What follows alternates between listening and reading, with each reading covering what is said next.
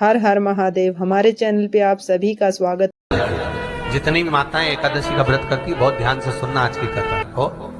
शायद जिंदगी में मिली ना मिली, पर ये कथा का रिश्ता तो बहुत ध्यान से सुनना।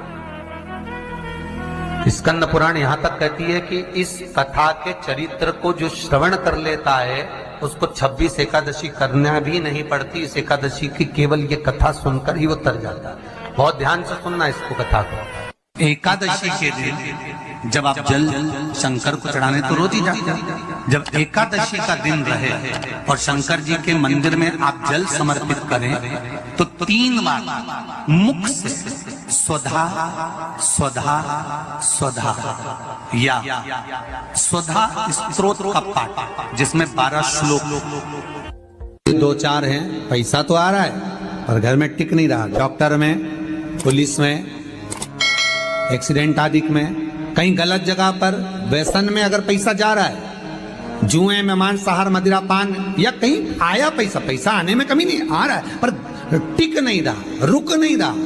कोई मांगने आ गया, दे दिया, फिर वहां से अपने पास नहीं आ रहा, अपन कह रहे हैं भैया हमारा पैसा लौटा दो, नहीं आ रहा। तो महाराज शिव महापुराण की कथा कहती है, एकादशी के दिन गंगा के जल में मात्र 7 बेलपत्री डालकर जो नंदीश्वर भगवान अर्थात जो शंकर जी के शिवलिंग के सामने नंदी होता है, उस नंदी के चरण पर गंगा का जल चढ़ाकर बेलपत्री शिव पर समर्पित कर देता है, उसके घर में रुपया रुकना चालू हो जाता है। फिर वो गलत जगह पर नहीं जाता, गलत स्थान पर वो धन जाएगा ही नहीं।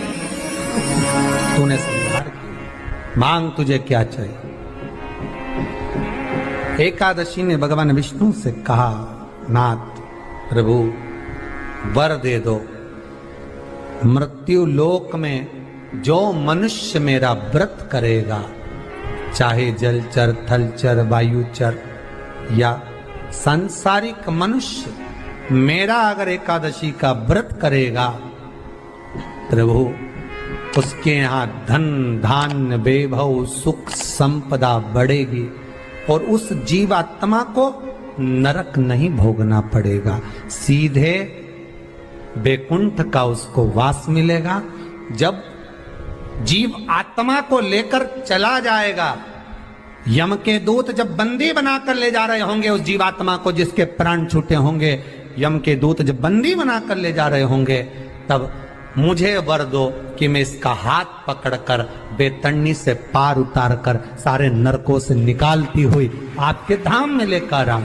भगवान ने वर दे दिया, तथास्तु। हे एकादशी सुनो, मृत्यु लोक का मनुष्य अन्न का त्याग कर कर, क्योंकि अन्न में एकादशी के दिन पाप पुरुष रहता है, अन्न का त्याग कर कर एकादशी के दिन जो मनुष्य तुम्हारा व्रत धारण करेगा, उस व्रत को करेगा और उस व्रत को धारण करेगा, उसकी मनोकामना पूर्ण होकर वो मेरे ही धाम को जाएगा। ये तो हुआ एकादशी के जन्म की कथा। एकादशी के दिन गंगा के जल में मात्र 7 बेलपत्री डालकर जो नंदीश्वर भगवान अर्थात जो शंकर जी के शिवलिंग के सामने नंदी होता है, उस नंदी के चरण पर गंगा का जल चढ़ाकर बेलपत्री शिव पर समर्पित कर देता है, उसके घर में रुपया रुकना चालू हो जाता है। फिर वो गलत जगह पर नहीं जाता, गलत स्थान पर वो धन जाएगा ही नहीं। बेटा अगर व्यसन में पड़ा हुआ है, मदिरा पान में पड़ा हुआ है, मांसाहार में, जुए आदि में जा रहा है, तुम्हें लग रहा है कि मेरा बेटा गलत मार्ग पर जा रहा है, ये मित्र दोस्ती गलत हो रही है, वो सही जगह पर आ जाए। करना है एकादशी।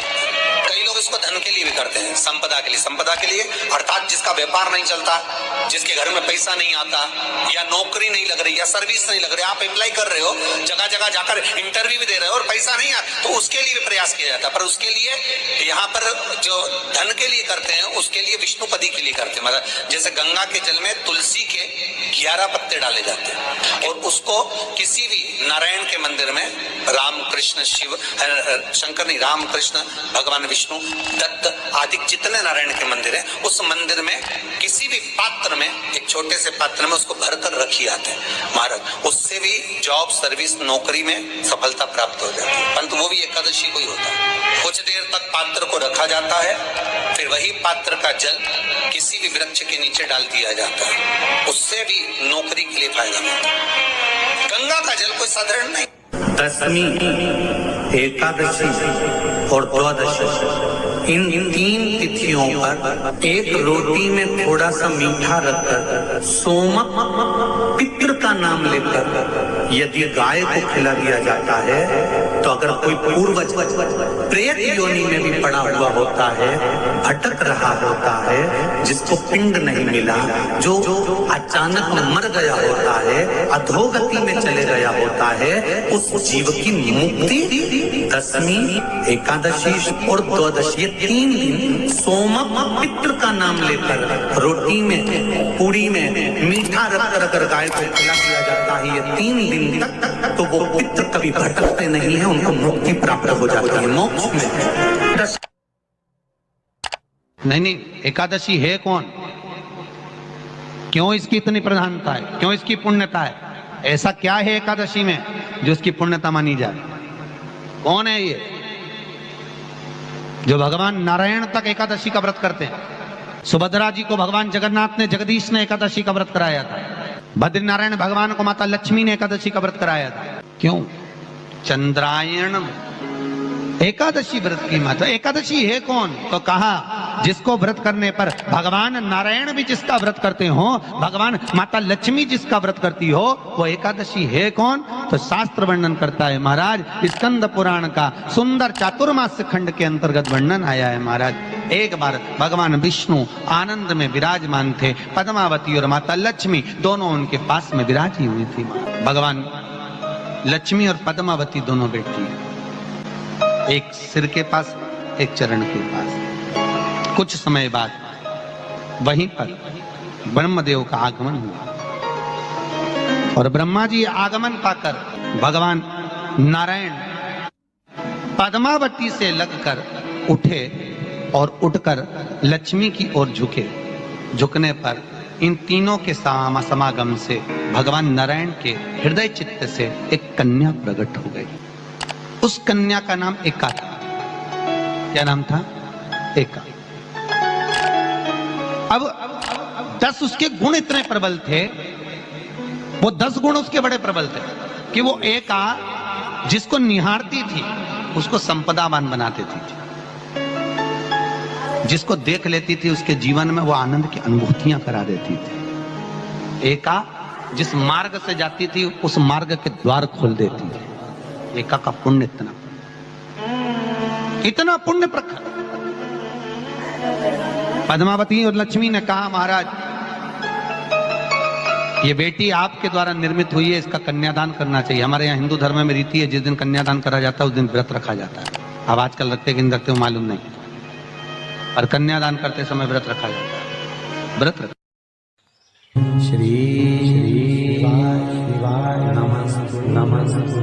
एकादशी के दिन कभी कभी तुम बद्रीनाथ चले जाओ, एकादशी के दिन तुम द्वारका चले जाओ, एकादशी के दिन तुम तिरुपति चले जाओ, एकादशी के दिन तुम जगन्नाथ चले जाओ, एकादशी के दिन तुम्हारी मर्जी पड़े भगवान के किसी धाम में चले जाओ और भगवान को भोग लगाओ और उनकी थाली को झांक कर देखना, उसमें चावल जरूर मिलेगा। उसमें ऐसा नहीं है कि चावल नहीं मिलेगा।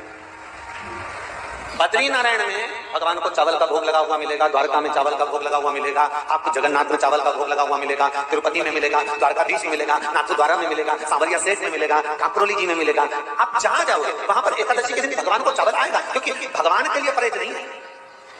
जो काम में डूबा हुआ है, जो आसक्ति में डूबा हुआ है, जो लोभ में डूबा हुआ है, जो वासनाओं में डूबा हुआ है, जो तृष्णा में डूबा हुआ है, और जो माता के गर्भ से जन्म लिया, एकादशी के दिन चावल उसको नहीं खाना। एकादशी और द्वादशी के दिन हमारा हिंदू धर्म, हमारा शास्त्र कहता है, हमारे शास्त्र, हमारे वेद डॉक्टर वर्णन करते हैं कि पीपल के पत्ते को अगर एकादशी और द्वादशी के दिन एक तांबे के पात्र में गला कर रख दिया जाए और उस पानी का आचमन 3 बार करा जाए तो जिसकी नाड़ियां चोक भी हो जाती है, डॉक्टर बोले इसका बाईपास करना पड़ेगा, उसको केवल 3 आचमन पानी एकादशी और द्वादशी को पीपल के पत्ते का कराया जाए तो अंदर की नाड़ियां भी खुल जाती हैं।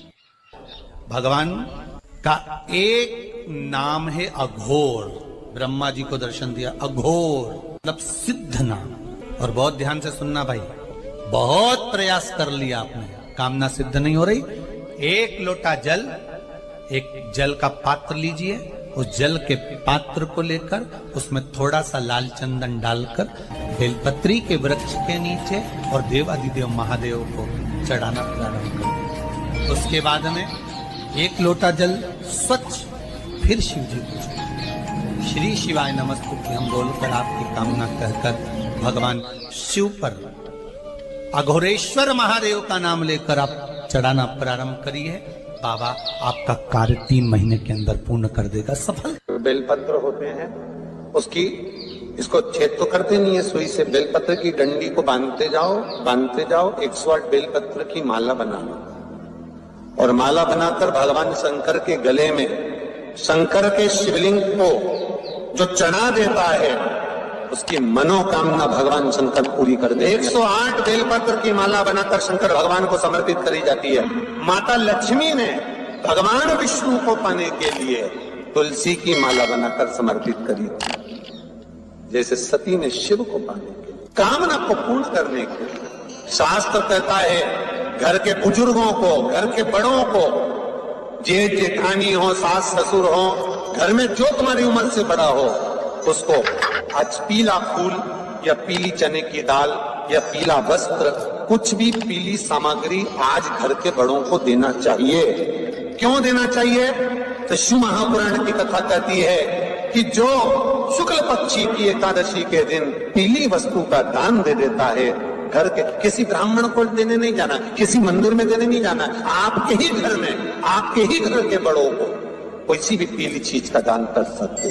फूल हो, मिठाई हो, कोई अनाज हो, कोई वस्त्र हो, पीली वस्तु का दान दे दे। क्यों होगा? क्या होगा उससे? शिव महापुराण की कथा कहती है उससे जिंदगी में कभी बड़ी बीमारी प्रवेश नहीं करती। सनातन धर्म कहता है। हर हर महादेव। हमारे चैनल पे आप सभी का स्वागत।